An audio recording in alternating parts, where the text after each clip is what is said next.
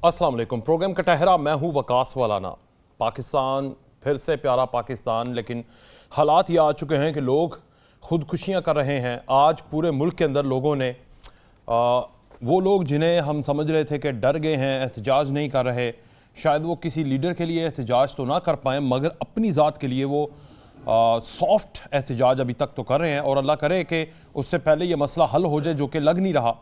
वो है बिजली का मसला, महंगाई का मसला, नरखों का मसला, IMF का प्रेशर, निगरान हुकूमत है, इलेक्टेड हुकूमत है नहीं, फ़ैसले उन्होंने करने हैं।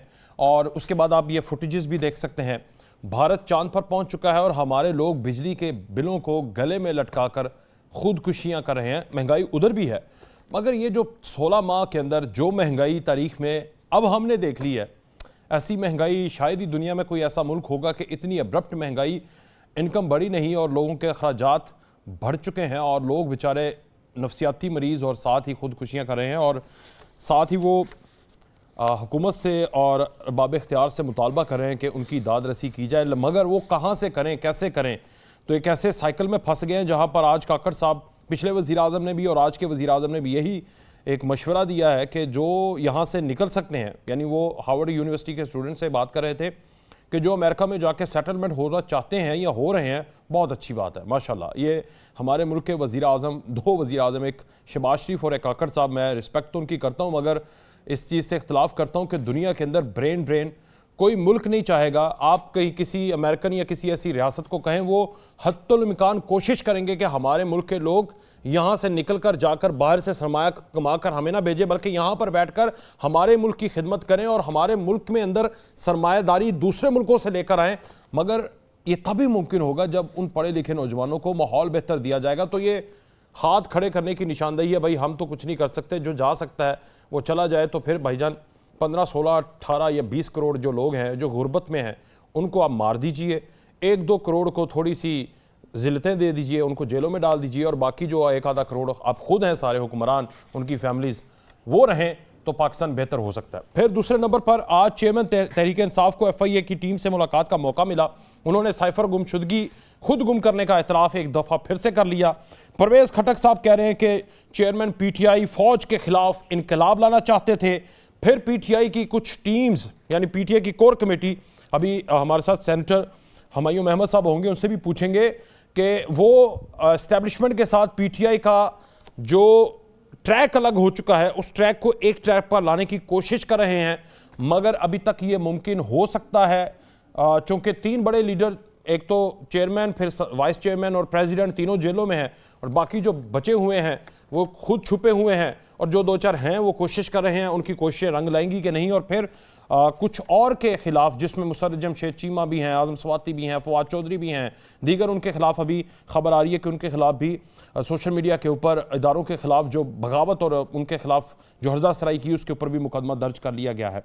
सेनेटर बहरमान तंगी साहब पाकिस्तान पीपल्स पार्टी से, सेनेटर हुमायूं अहमद साहब तहरीक इंसाफ से, अब्दुल्ला हमीद गुल साहब तजियाकार और फैसल जवाना पाकिस्तान मुस्लिम लीग नून के रहनुमा हमारे साथ मौजूद हैं। सेनेटर बहरमान तंगी साहब, माशाल्लाह माशाल्लाह सर, आज इस हुकूमत के ऊपर, जो पिछली हुकूमत है उसके ऊपर कुछ हल्की थोड़ी सी ना नीम गर्म सी तनकीद आप कर रहे हैं, खुलकर सामने आए सर। सब कुछ शहबाज शरीफ साहब ने किया, मुल्क को एक नरख में, एक ऐसी आग में फेंक गए हैं। उसके बाद ये निगरान और अगली आने वाली, अल्लाह करे आपकी आज हुकूमत, हम तो दुआ करेंगे, नहीं निकाल सकेंगे। जिस तरह लोग आज तड़प रहे हैं, बिलक रहे हैं सर, और ये थोड़ा बहुत सेहरा आपको भी जाता है, काफ़ी, थोड़ा नहीं ज़्यादा। बिस्मिल्लाहिर्रहमानिर्रहीम। विकास साहब, आपसे मैं 100% एग्री करता हूं और इस बात पे एग्री करता हूं कि इस वक्त जो पाकिस्तान के गरीब नहीं बल्कि वाइट कॉलर वाले मिडिल क्लास के लोग भी आज अपने बच्चों को 2 वक्त की रोटी नहीं दे सकते हैं। आज लोग, आपसे इस बात पे भी एग्री करता हूं कि लोग खुदकुशियों पे मजबूर हैं। जी सर। इस बात पे भी एग्री करता हूं कि आज आपने तो कहा कि एक सिग्नल है बिल जलाना, लेकिन मैं समझता हूं कि ये क्लाइमेक्स टच करने वाली बात है कि उसने सिविल नाफरमानी की तरफ बढ़ रहे हैं। तो मैं ये तमाम चीजों के साथ आपसे एग्री करता हूं विकास साहब, लेकिन आज जो कुछ हो रहा है, क्या 13 जनवरी 2022 को जब PTI के फाइनेंस मिनिस्टर और उमर अयूब ने प्रेस कॉन्फ्रेंस कर उसमें कहा था कि डॉलर 300 रुपए पे और पेट्रोल 315 रुपए पे बहुत जल्द पहुंचने वाली हैं। और फिर एक्स चेयरमैन और एक्स प्राइम मिनिस्टर ने कहा था कि 350 रुपए पे पेट्रोल जाएगी। तो ये चीजें रिकॉर्ड पे है।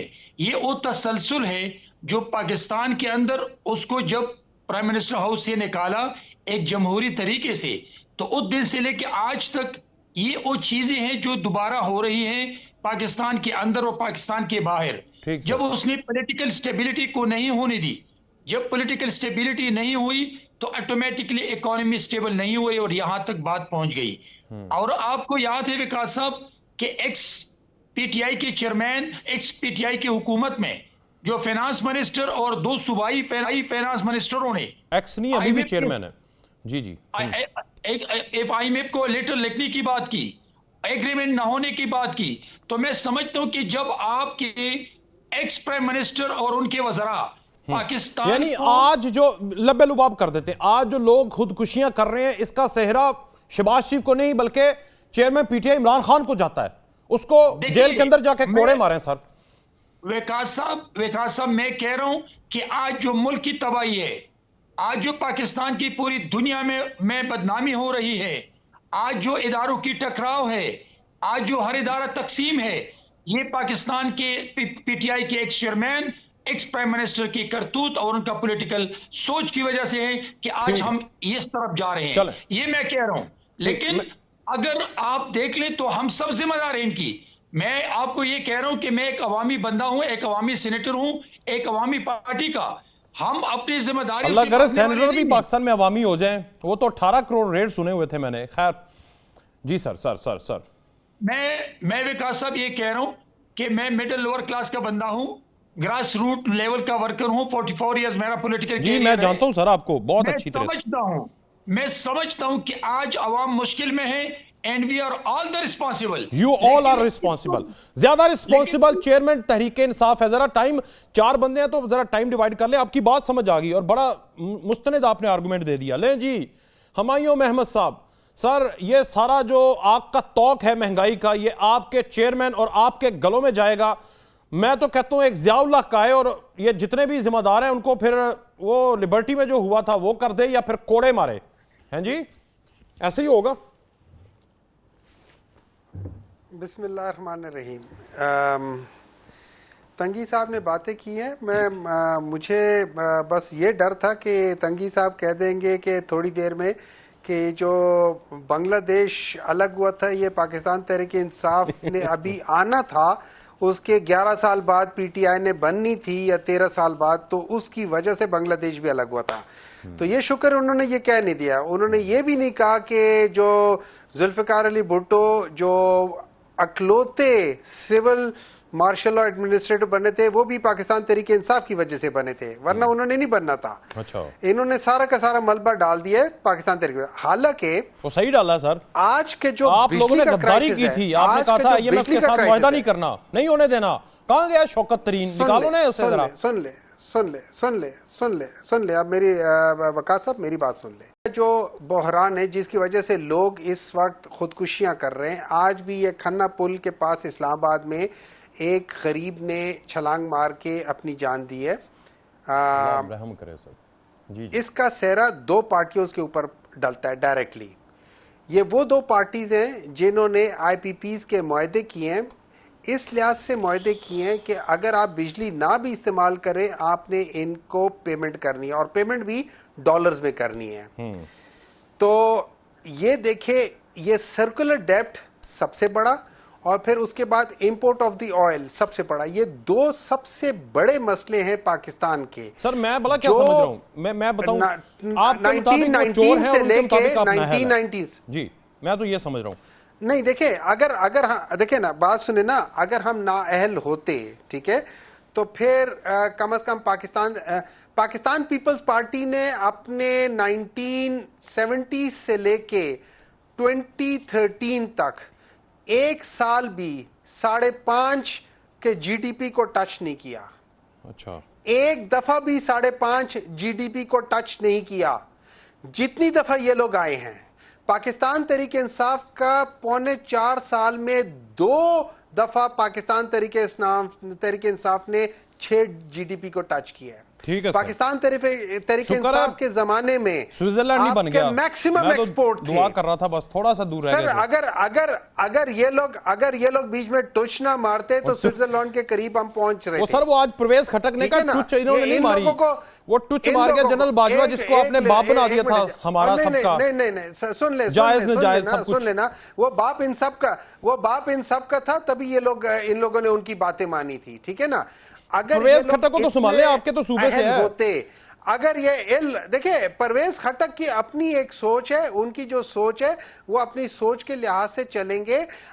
जब वो पाकिस्तान तहरीके इंसाफ में थे, वो पाकिस्तान तहरीके इंसाफ की सोच के लिहाज से चल रहे थे। जब उन्होंने पाकिस्तान तहरीके इंसाफ छोड़ दिया, वो अपनी एक सोच के लिहाज से चल रहे हैं। आगे वो पाकिस्तान तहरीके इंसाफ अब्दुल्ला साहब की तरफ अगर तो देखिए एज अ पोजीशन, जो पोजीशन उन्होंने रखी हुई थी पाकिस्तान तहरीके इंसाफ में, ही वॉज ठीक है almost in every decision he was equally responsible. तो अगर उस वक्त तहरीके इंसाफ को गलत कर रहे थे तो वो अगर लटकाना है तो केले को नहीं, आज एडवाइजर्स की वजह से लटकाएं। ठीक है, सबको ये फर्ज बनता है। नहीं देखिए, मैं उन्हें ये कह रहा हूं कि जब आप एक कैबिनेट का हिस्सा होते हैं तो आप इक्वली रिस्पॉन्सिबल होते हैं। आप उसमें से निकल के ये नहीं कह सकते कि फलाना फलाना इस लिहाज से। ठीक है ना।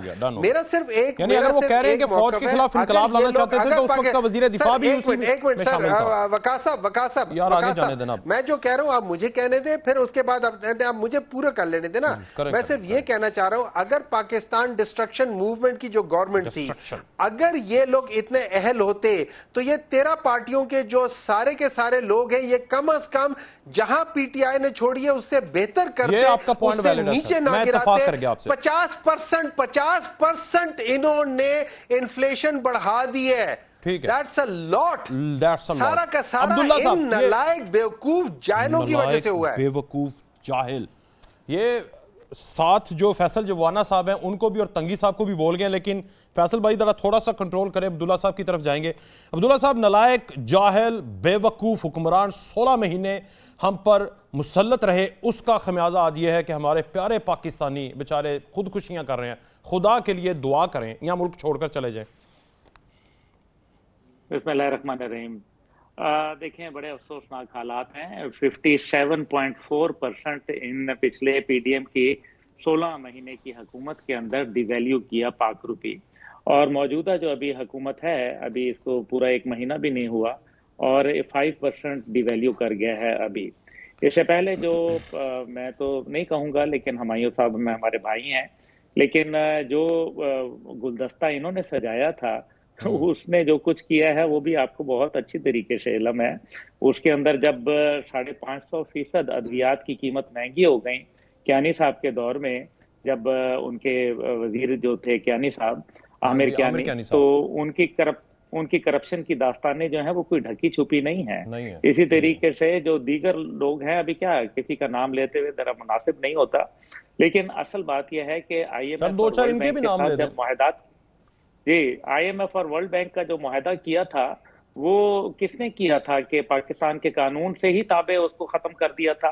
वो IMF के साथ वर्ल्ड बैंक का किसने मुआहदा, वो कश्मीर किसके दौर में जो है वो चला गया था। मतलब let's not talk about it. अभी ये है कि अभी आप मुझे बताएं, आप जरा थोड़े से इन्फॉर्म्ड बंदे हैं, मुझे पता है, तो मुझे ये बताएं कि फिर ये वाला जो सेटअप है यही चले, फिर ये सारे सियासतदान तंगी साहब, हुमायूं साहब ये तरसते रहें कि हम कभी मिनिस्टर बनेंगे, हमारे भाई मिनिस्टर बनेंगे, ये दूर रहें, और जो दूर रहते हैं अस्ताज़ा कराम, टेक्नोक्रेट्स, उनको आगे लेकर चलें, ऐसा होना चाहिए फिर, क्योंकि ये तो दोनों ही फेल हो गए ना। वकास साहब, ये सारे इकट्ठे हो जाएंगे, आप देखना, कुछ अर्सा गुजरने दें इनको।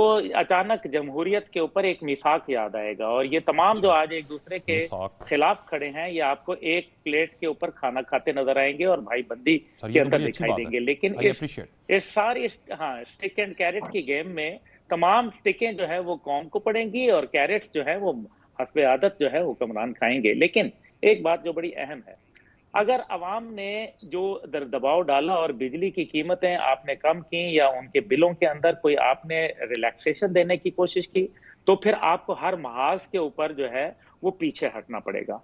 और अगर आपने ना किया तो ये कौम तंग खड़ी है, ये आपके घरों तक पहुंचेगी। ओए होए। डरे उस वक्त से सर किसके डरे घरों को उस वक्त पहुंचेगी? से अब जिम्मेदार कौन है ये मुझे समझा देना बस। सर आप और काकर मैं साहब के और घर सब जाएंगे, हम वो जिम्मेदार बेचारे को 10 दिन हुए हैं। हम सब जिम्मेदार हैं। लेकिन मैं जो गुजारिश कर रहा हूं, डरे उस वक्त से जब एक गरीब को यह फैसला करना पड़े कि उसने अपने बच्चे की कुर्बानी देनी है या अपने साहब के बच्चे की कुर्बानी देनी है। अल्लाह रहम करे, अल्लाह करे Situation is सर coming। इस मुश्किल हालात से।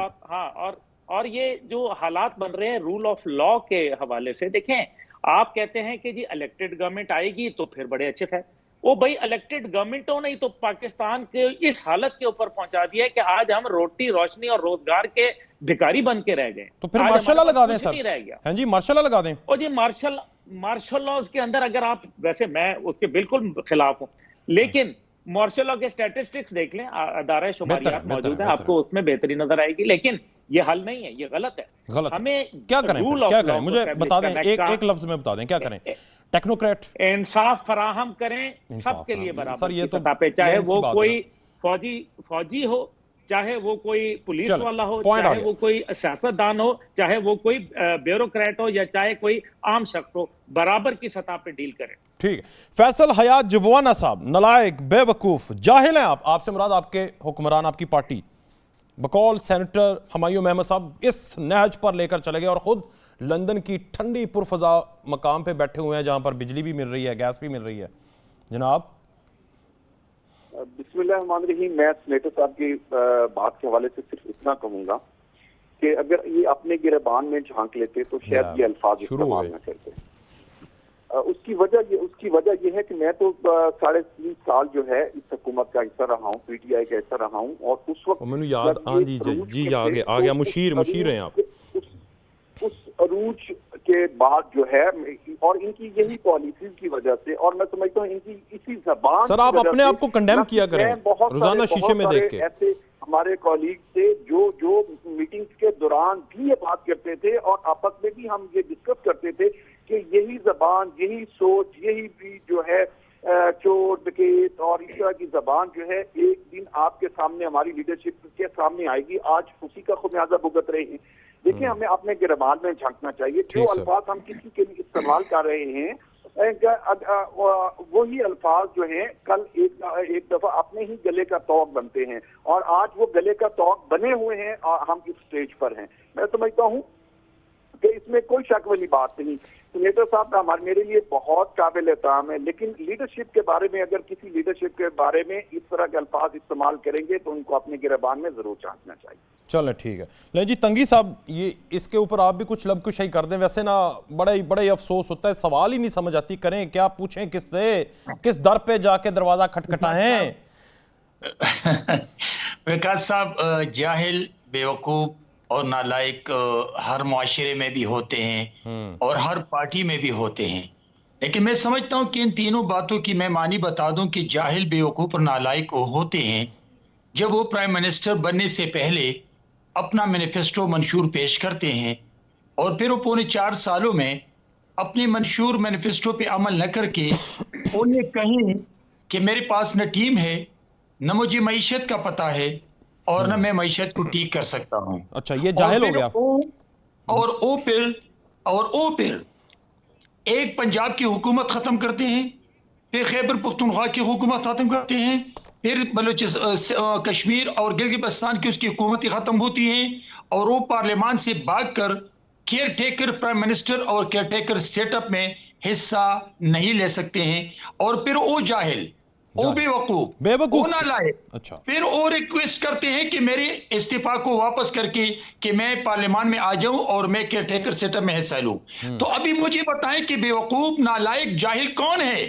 बेवकूफ, नालायक, जाहिल वो है जिसने अपने हाथों से 4 सूबों में, कश्मीर में, गिलगित-बल्तिस्तान में, पंजाब में, केपी में हुकूमत खत्म की। अच्छा तंगी साहब, बुरा ना मनाइएगा, मैं बताऊं आपको, बेवकूफ, जाहिल, नालायक वो है माजरत के साथ 90s में जिसकी वालदा के वो सारा कुछ होता रहा और उसके बाद उनके साथ बैठकर वजीर खारजा बन गया, तो वो कह सकते हैं ये आपको? नहीं, देखिए, पाकिस्तान पीपल्स पार्टी ने हमेशा मुल्क को सामने रखकर, इदारों को सामने रखकर सियासत की है। मेरे चेयरमैन बिलावल भुट्टो जरदारी साहब ने अपनी जाती बेइज्जती को पसेपुश डालकर अपने सामने मुल्क की इज्जत रख ली, जो कि एक्स प्राइम मिनिस्टर ने पाकिस्तान को पूरी दुनिया में तनहा किया था, उनके इमेज को खराब किया था। और मेरे चेयरमैन ने 16 महीने पार्टी को नहीं दी बल्कि मुल्क की डिग्निटी के लिए दी। और उसके पहला विजिट जब अमेरिका में बैठा तो उनसे एक सवाल किया गया कि mister Bilawal, what about the Imran visit to Russia? उसने कहा कि I depend as a prime minister, not as a chairman of PTI. तो मैं समझता हूं कि पीपल्स पार्टी के चेयरमैन हमेशा अपनी बेइज्जती बर्दाश्त कर सकते हैं लेकिन मुल्क के डिग्निटी पे वार नहीं करते हैं। आप उन्हें बेवकूफ नहीं कह सकते। गालियां नहीं देते हैं, अफवाजी पाकिस्तान के शोहदा को गालियां नहीं देते हैं, इदारों के फैसलों को मानते हैं, जिसमें मेरे शहीद जुल्फिकार अली भुट्टो साहब की जुडिशरी मर्डर को भी हमने बर्दाश्त किया है। ये पीपल्स पार्टी की सियासत है। कमाल है सर, कमाल। हम ये सियासत करना चाहते हैं। जबरदस्त, जबरदस्त। सेनेटर साहब, थोड़ी सी ठंड पड़ गई है? सेनेटर हुमायूं अहमद साहब, उन्होंने जो बयानात आपको देखे ना, उन्होंने तो, अच्छा, मैंने आपका सवाल लेके गया हूं। देखिए इस तरह है जी सर। देखिए इस तरह है, मैं आपको बताता हूँ, ठीक है? अब मैं आपको फैक्ट्स एंड फिगर से बताता हूँ कि मैं जाहिल बेवकूफ निकम्मे क्यों कह रहा हूँ, ठीक है? सर आप बड़े सख्त जब डॉलर 170 का, जब डॉलर, सुन लेना, डॉलर जब 170 का था, आज डॉलर 310 का है, ठीक है? तो भाई तो मुझे बात बताएं, 170 से 310 लाने वाला बंदा क्या कौन होगा? सर जाहिल। जब पेट्रोल 150 का था, जब पेट्रोल 150 का था, आज 300 का है, तो क्या हुआ है? जब 4 लाख रुपए का था, आज 14 लाख रुपए का है। जब आटा 55 का था, आज 160 का है, ठीक है? जब आपके जो देखे ना, मेरी बात सुने, मैं लिख रहा हूं। जब आपकी कैपेसिटी ना हो, जब किसी की कैपेसिटी ना हो और उसके ऊपर उसकी कैपेसिटी से बड़ी, यार तंगी साहब थोड़ा सा प्लीज जरा मुझे बोल लेने दे, दरमियान में ना बोले, खुदा के लिए। सेनेट में लड़िएगा, यहां नहीं लड़ना आपने। अच्छा ठीक है, नहीं देखिए ना, अपनी अपनी बारी पे जो मर्जी मुझे कहे, मैं खामोश रहूंगा, मैं सुनता रहूंगा, जो मर्जी मुझे कहे, मुझे परवाह नहीं है, लेकिन जब मैं बोल रहा हूं तो खामोश। छोटी सी ब्रेक ले लो फिर। अब मैं आपको एक बात बताता हूं, अभी सर 1 मिनट है जो मुझे खत्म कर लेने दे, फिर आप ब्रेक ले लें, ठीक है? 1 मिनट है, ठीक है? अब मैं एक बात करता हूं, जो अब्दुल्ला साहब ने बात की थी दरमियान में, उन्होंने बहुत सारी बातें ठीक की, लेकिन मैं एक बात बता देता हूं, आप आसपास के जितने मुल्क देख लें और आप पूरी दुनिया के जितने मुल्क देख लें, जी सर, किन मुल्कों ने तरक्की नहीं की और किन मुल्कों ने तरक्की की है, उनके अंदर एक बड़ा फाइन डिफाइन है, मतलब बड़े वाज़िया तौर पे एक तरफ वो मुल्क है जिन्होंने तरक्कियां की है और एक तरफ वो मुल्क है जिन्होंने तरक्कियां नहीं की हैं। मोदी ने तरक्की करवा दी है, सबके अंदर ऑपोजिशन को नुक्कर में लगा के, सुन ले कश्मीर बेच खरीद के, देखिए बात मोदी, देखिए 1 मिनट है जो ना वकास साहब, सुन ले, पहली बात ब्रेक वाला मुझे ना पीछे कान में खा गया। तरक्की करते हैं ना सर, आप देखें ना, आप दरमियान, आप एक काम करें, ब्रेक ले ले यार, मैं फिर नहीं बोलता। मैं अब आपका पॉइंट लेके ब्रेक लूंगा। कट गया ऐड सर, बताएं बिस्मिल्लाह। अच्छा फिर मुझे बोल लेने दे, ठीक है? उसमें ये है कि वो मुल्क जो तरक्की कर रहे हैं, उनके अंदर एक कॉमन फैक्टर ये है कि उनके सारे इदारे अपने हदूद में रहते हैं। ब्रेक ले लेते हैं जी, ये पॉइंट बड़ा वैलिड है सर, इससे आगे ना बोलिएगा, प्रोग्राम ही बंद हो जाएगा। ब्रेक ले लेते हैं,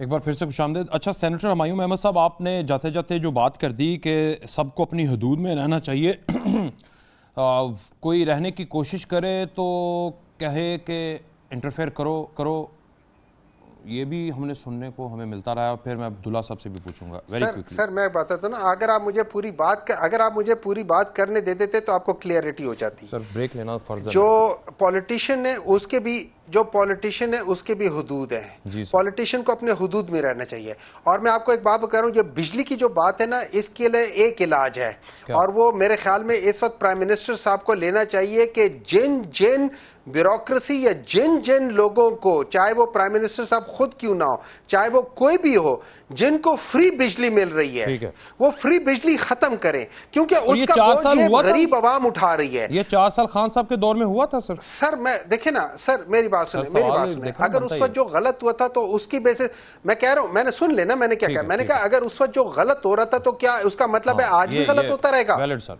ठीक है, डन सर। ये आपने ठीक है एक ना? बड़ा अच्छा तो जवाब आप आज पॉइंट से दे तो दिया।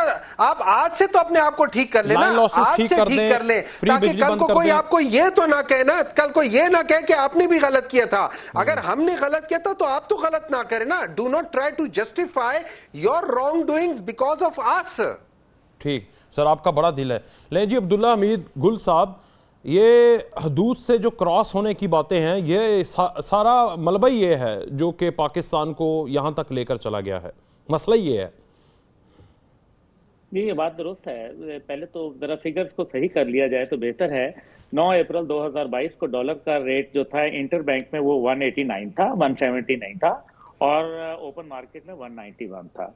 दूसरी बात आ जाती है कि जब जब जिसको मौका मिला, देखिए ना, अगर ये जमहूरियत है कि आप एक एक दिन में 29 बिल पास कराएं और खुद आप कहें कि हमें इदारों की जरूरत पड़ती थी पास कराने के लिए। किसी ने कभी डैडी लिखा, किसी ने कभी डैडी कहा, किसी ने अयूब को कहा, किसी ने जौल हक को कहा, किसी ने जो है वो बाजवा साहब को कहा, कोई किसी को कहेगा। इसलिए मकसद यहाँ ये बड़ा खतरनाक है। यहाँ असल में ये सिस्टम कोलैप्स के ऊपर चला गया हुआ है। Let's be realistic. दूसरी बात यह है कि जो हम फिगर्स को कोट करते हैं, अभी आप ये देख लें कि जो मौजूदा सूरत हाल है उसके अंदर जो हमें चैलेंजेस दरपेश हैं, उसके लिए किसी के पास कोई हल नहीं है। हम यहाँ बैठ के ये डिबेट तो जरूर कर रहे हैं, लेकिन बताएं ना कि क्या आपकी इकोनॉमिक पॉलिसी होगी? क्या ईंट से ईंट नहीं बजाने के लिए कहा गया? क्या मेमो गेट्स हमें याद नहीं है? क्या जो है वो 2020 अक्टूबर का जलसा वो हमें गुजरांवाला वाला याद नहीं है, जिसमें बकायदा जनरल बाजवा का नाम लेके चार्जशीट किया था मियां नवाज शरीफ साहब ने? तो ये सारी बातें हैं, ठीक है, ये चीजें होती रहती हैं, लेकिन असल बात यह है कि आम आदमी के लिए क्या किया गया वो देखने वाली बात है। आप जिस मुल्कों की बात कर रहे हैं उसके अंदर एक ही बात है, वहां रूल ऑफ लॉ स्टैब्लिश होता है, वहां आप अदलिया जो है वो झुकाव की तरफ नहीं जाती। वो ये नहीं होता कि बेंच देख के आप फैसला बता दें कि फैसला क्या आने वाला है। वहां मातहत अदलियाओं की जो है वो तजलील नहीं हुआ करती। वहां जो है वो इदारों के ऊपर इस तरीके से हमले नहीं किए जाते।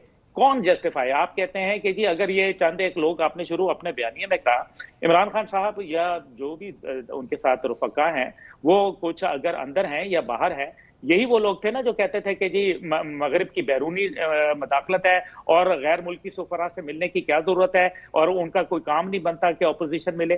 तो फिर ये शाह महमूद कुरैशी साहब जो है और ये जो इनके साथ उनके दो दोस्त थे वो क्यों मिलने गए थे? क्या बात है कि ऑस्ट्रेलियन हाई कमिश्नर के पास जाके बैठ के क्या मकसद के लिए गए थे, किस मकसद के लिए गए थे, वहां अमरीकी सफीर से क्यों मिले थे? ये देखिए ना, सारा जो दरमियान में वो लोग थे जो भांत भांत की बोलियां बोलते थे, तरह तरह की पार्टियों से आए हुए थे, उनको जिस तरह से वो आए थे उसी तरह वो चले गए। अभी इसमें रोने की क्या बात है? जिस तरह से आए थे उसी तरह से चले नहीं गए, जिस तरह लाए गए थे उसी तरह निकाले गए। सही करें ना जरा स्टेटमेंट। सीधी सी बात है, सीधी सी बात है। लेकिन अच्छा, अभी देखिए ना, जो बात यह है कि जो कानून है ना वो इस टाइम पे जब तक कि आप सख्ती उस पे नहीं करेंगे, अच्छा सर, मैं ना तमाम के लिए मुझ समेत, तब तक आपका काम नहीं चलेगा। ठीक, एक तो वैसे ना ये लोग गलों में डाल के अपना जो बिल है वो अपने आप को जला रहे हैं, खुदकुशियां कर रहे हैं और अपने साथ नाइंसाफियों के ऊपर बिलक रहे हैं। अगर खुदा की कसम इस मुल्क में आइन को, हमारी किताब को, उसको जुबान मिल जाए ना तो खुदा ना खास्ता सबसे बुरा हाल वो करके बताए अपने आप का जो उसके साथ ज्यादतियां होती रही हैं। फैसल जुबाना साहब, ये अब्दुल्ला हमीद गुल साहब बात कर रहे थे, जरा नवाज शरीफ की उन्होंने बात कर दी तो मुझे याद आ गया। कैसे हैं नवाज शरीफ साहब? ठीक है? अब्दुल्ला साहब की बातें जो हैं वो बहुत सारी बातें ऐसी हैं जो रियलिटी है और इसको ओन करना चाहिए, क्योंकि जब तक हम रियलिटी को ओन नहीं करेंगे हम आगे नहीं बढ़ सकेंगे। जहां तक पाकिस्तान मुस्लिम लीग की बात है या मियां नवाज शरीफ साहब की बात है, मियां नवाज शरीफ अल्लाह ताला उन्हें सेहत दे, वो बिल्कुल ठीक हैं और उनकी आने की डेट आ रही है और हमारी पार्टी जो है वो बड़े मुनज़्ज़म तरीके के साथ उनका इस्तेमाल करने की तैयारियों की तरफ आगे बढ़ रही है। मैं सिर्फ आएगा नवाज तो लाएगा खुशहाली, इनकलाब, पाकिस्तान में हर चीज बेहतर हो जाएगी, ऐसा ही है। लेकिन ये स्लोगन नहीं, ये रियलिटी है, रियलिटी है। वाह वाह। एग्जांपल्स मैं उसकी एग्जांपल्स आपको बता देखो, जब 13 को पाकिस्तान मुस्लिम लीग ने हुकूमत संभाली तो उस वक्त बिजली की मुल्क में क्या सूरत हाल थी? बहुत बेहतर था सर, मैं आपको बता रहा हूँ, डॉलर 170 रुपए पर था। 4 सालों के अंदर 2013 की बात करें, 13 की बात, टारगेट उन्होंने बनाया था कि इस मुल्क को रोशन करना है। यानी पीपल्स पार्टी मुल्क को डबो रही थी, आपने जगा दिया, पीटीआई ने फिर डबो दिया, फिर आपने और डबो दिया और आप दोबारा से आप जगाएंगे। उठाएंगे, ऐसा है ना? मेरी आज सुन ले, मियां नवाज शरीफ ने जो अज़म किया वो पूरा करके दिखाया। पाकिस्तान में जो सी पैक का इब्तदा है वो किसने की? पाकिस्तान में सी पैक को अमली जामिया किसने पहनाया? मैं समझता हूँ कि ये सारी वो हकीकत है जो मियां नवाज शरीफ के आने से लोगों को ये उम्मीद है कि चीजें जो है बेहतरी की तरफ गामजन होंगी। और मैं समझता हूँ कि मुस्लिम लीग नून ने ही जो है, अगर उनका दौरे हुकूमत जो है जो उनके अगर निकाल दिया जाए तो पाकिस्तान की सूरत हाल आप डेवलपमेंट के हवाले से देखेंगे तो हम बहुत पीछे नजर आएंगे। मैं समझता हूँ कि पाकिस्तान मुस्लिम लीग को जब भी हुकूमत मिली है, चाहे जिन हालात में भी मिली है और जो भी ऊपर हालात है, इसके बावजूद उन्होंने डिलीवर किया है और लोग अब ग्राउंड रियलिटीज की तरफ आगे बढ़ रहे हैं कि पाकिस्तान मुस्लिम लीग ही वो सियासी जमात है जो पाकिस्तान की को इन तमाम वैसे ना जुवाना भाई, एक बात पे माजरत आपके साथ, 2018, 19, 20, 21 तक जब मैं आपसे शो करता था और आप इसके बिल्कुल 180 डिग्री पे बातें करते थे ना, तो तब मैं भाई यकीन करता, या आज आप पे यकीन करूं जब आप पीटीआई के साथ? जब मैं पीटीआई के साथ था तो उस वक्त भी रियलिटी बेस्ड बात करता था। और मैं आज रियलिटी ये थी कि नवाज शरीफ चोर था।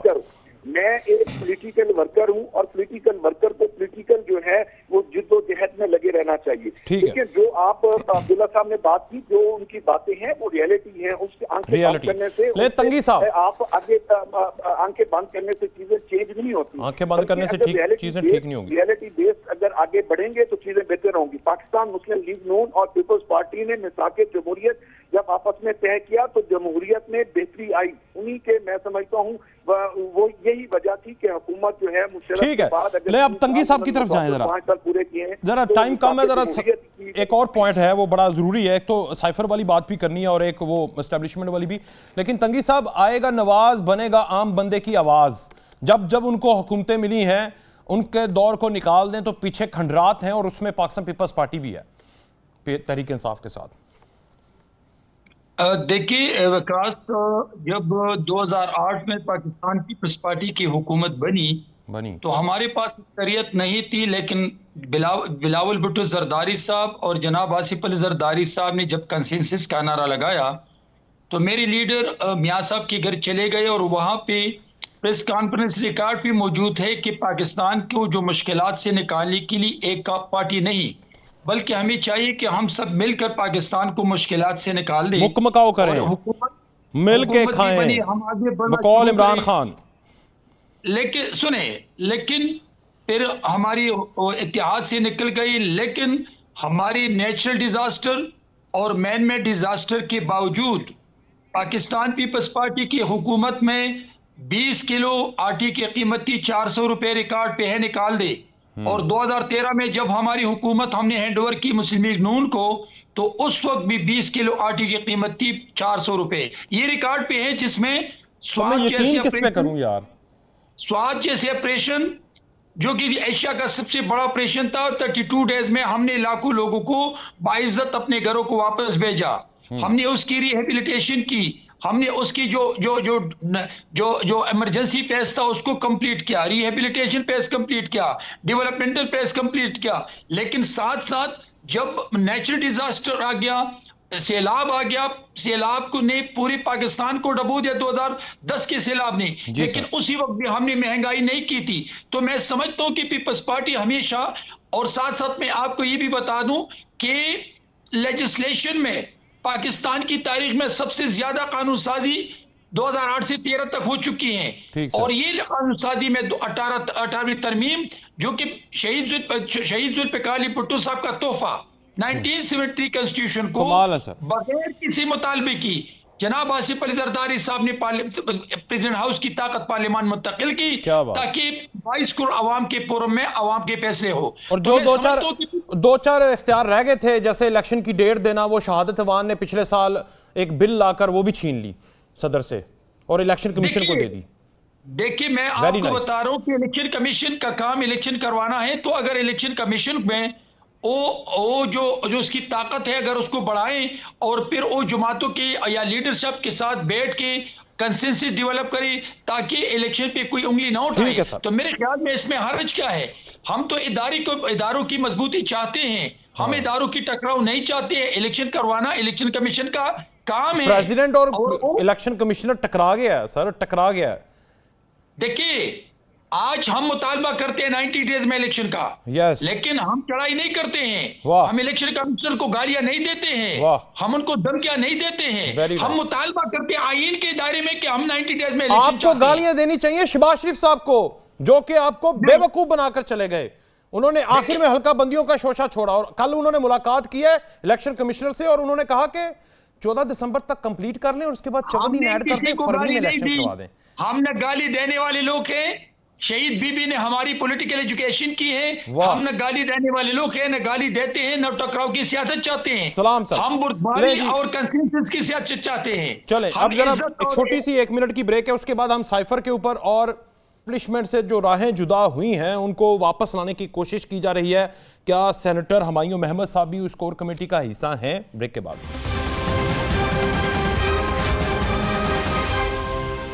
एक बार फिर से खुशामदेद सेनेटर हुमायूं महमद साहब। एक तो इमरान खान ने FIA के सामने एक बार फिर से साइफर गुम करने का एतराफ़ कर लिया है, तो लोग कह रहे हैं कि घड़ी चोर के साथ साइफर चोर भी निकल गए। और दूसरा, क्या उस कोर कमेटी में आप हैं जो कि एस्टैब्लिशमेंट से फिर से जुदा राहें जो हैं उसको एक ट्रैक पर लाने की कोशिश कर रही हैं? जी